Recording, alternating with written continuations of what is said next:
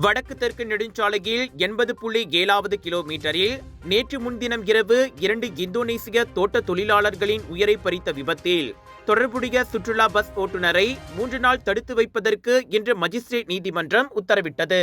1987 ஆண்டின் சாலை போக்குவரத்து சட்டத்தின் பிரிவு 41(1) கீழ் விசாரணை நடத்தப்படுவதற்காக 35 வயதான ஓட்டுநரை இன்று முதல் ஞாயிற்றுக்கிழமை வரை காவலில் வைக்க நீதிபதி நூராசிடா ஏ ரஹ்மான் உத்தரவு பிறப்பித்தார்.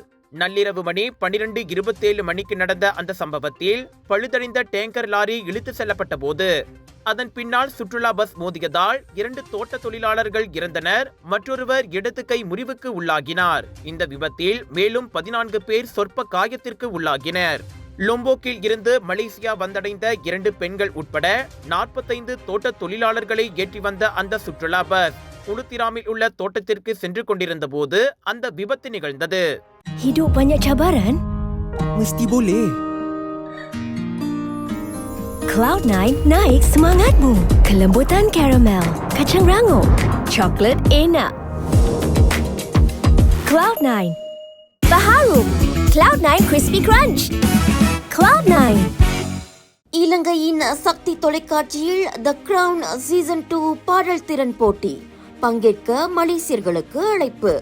தேர்ந்தெடுக்கப்படுபவர்கள் இலங்கைக்கு சென்று பாடும் வாய்ப்பை பெறுவர். ஆர்வமுள்ளோர் 2 நிமிடங்களுக்குள் பாடி அதன் வீடியோவை எங்களுக்கு அனுப்பி வைக்க வேண்டும். வீடியோவுடன் உங்களின் சுய விவரங்கள் மற்றும் பதிவு பாரத்தையும் பூர்த்தி செய்து கூகுள் லிங்க் இணைப்பை வணக்க மலேசியாவின் மின்னஞ்சல் முகவரிக்கு அனுப்ப வேண்டும். அனுப்ப வேண்டிய இறுதி நாள் ஜூலை 7 இப்போட்டியின் விதிமுறைகள் உள்ளிட்ட மேல் விவரங்களுக்கு திரையில் காணும் QR குறியீட்டை ஸ்கேன் செய்யவும். இந்த அனைத்துலக பாடல் போட்டியில் பங்கேற்கும் வாய்ப்பை நழுவ விடாதீர்கள்.